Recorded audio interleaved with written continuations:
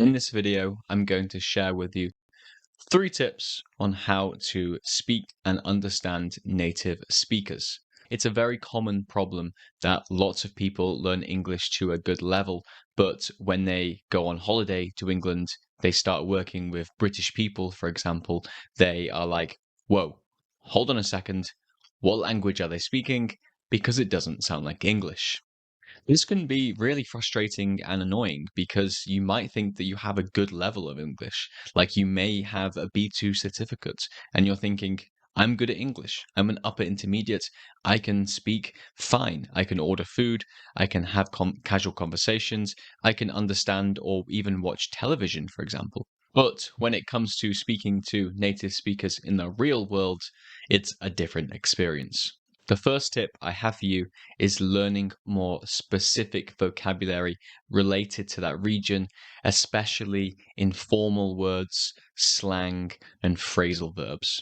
There is a TV show about crime in London called Top Boy, and the language used in that show is predominantly language that is used by working class or poorer areas in London. So, if someone like my parents watched that, who are middle class and from a town in the middle of the country, they might not understand a lot of the language that's being used. In the UK, we have lots of different regions, and in those regions, they will have specific words for specific things. For example, there is a bread roll, and some people call it a bap, people call it a roll, and some people in the north of England call it a barm cake. When I moved to Manchester, I didn't know what a ginnel was. It's an alleyway behind people's houses. While there are many specific vocabularies for these smaller regions, there will be some informal words, some slang words, and definitely phrasal verbs that are used all throughout the country. Phrasal verbs are particularly horrible and difficult because you may know the 2 words. For example, I'm looking forward to this weekend. You may know the word look, you may know the word forward, but you might not know that looking forward to something means that you are excited about something that's going to happen in the future. And even if you do know the 2 words or the 3 words involved in the phrasal verb, you you probably won't be able to guess what it means, even with the context. So you have to learn these phrasal verbs. One of the ways that you can learn these phrasal verbs and informal and slang words is just by increasing your input. That is listening to more native speakers speak or listening to people who have lived in that country and use that dialect a lot as well. So, if you're working with British people or moving to the UK, then I would recommend listening to podcasts or watching TV series or chatting to as many British people as you can. And then you will be exposed to more phrasal verbs, more slang, more idioms, for example. This is an automatic and subconscious way to absorb more vocabulary. There are lists online. If you search British vocabulary, phrasal verbs, slang, you'll be able to find a long list of these on the internet. If you want to use flashcards or however you learn your vocabulary, you can do it like that. But that is my first tip, is to learn the specific vocabulary, especially phrasal verbs, because they are horrible. My second tip is to increase your input again. And it's not just any old input, it's listening to native speakers speak, because often when you are listening to materials made for people learning English, they may speak at a slower speed than what they normally do. So when you go into a normal conversation, or when you are having a discussion with people and they're speaking at a normal speed, you might think, hold on a minute, they are speaking very fast. So you need to get used to that. You need to train your ears to be able to keep up with the speed. It's okay if you need to slow it down for now. On YouTube and other things, other video streaming services or podcasts, you can slow the speed down if that's necessary, but really try to work up to a normal speed and try to listen to as many native speakers speak casually and normally as they do.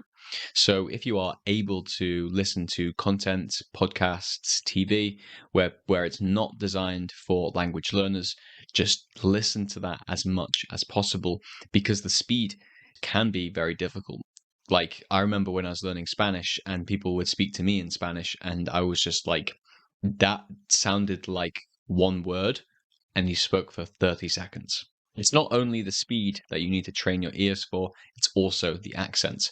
And very much like the vocabulary, we also have to think about choosing the accent that you're training your ear for. If you're going to move to the UK, move to the UK, working with British people, then listen to more British people, especially the people that, for example, if you are going to be working in Birmingham, watch Peaky Blinders, find podcasts or celebrities who are from Birmingham, and try to listen to the accent as much as possible.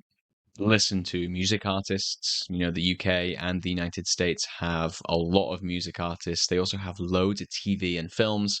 So there is so much content out there for you to absorb and listen to and really train your ear for that specific accent. If you are moving to the UK and you are finding it difficult to understand British people, there's no point listening to Americans or listening to Australians, because even though you will be listening to English, you are listening to a different type of English, and they may speak completely different. Well, I know they speak completely different than people from the UK. The UK has so many different accents, so please try and work out which one you really need to listen to more. But listening to British people in general will be helpful regardless of what city or region they're from. The third tip is exposure and practice. For some reason, people, when they're learning a different language, find it a little bit scary when they're communicating with native speakers rather than people also learning the language. I remember when I was doing my podcast with a YouTuber called Veronica. She is a Russian native speaker and she speaks English perfectly. You can't really get much better than her when it comes to someone who has learnt it as a second language. However, she revealed to me when we're having a conversation or in one of our podcasts that she still gets a little bit nervous when speaking to native speakers in English. Well, more so than she would do when speaking to an English learner, which was crazy to me because she is so good at speaking English. And this is not just an example or experience of hers. This is the experience for many people. So one way to overcome this and combat this fear is just by exposing yourself to more native speakers. And even if you do live in a different country, then online, find a tutor, find a community like mine where you can speak to people. Actually, I'm the only native speaker in my community. But you can speak to me. But yeah, find native speakers wherever, online, in person, and just get used to that experience of speaking to native speakers, because most of us are nice, I think. They're not going to laugh at you, they're not going to be mean. So I think with enough practice, repetition, exposure, these fears can go away and you'll be less scared when communicating with them. And if you're less scared, then communicating will be a lot easier. If you thought the video was useful or you found it enjoyable, then please consider subscribing to the channel, because I do put out lots of different videos with a wide range of topics. Sometimes I give advice like this, sometimes I actually make my own content for people to listen to.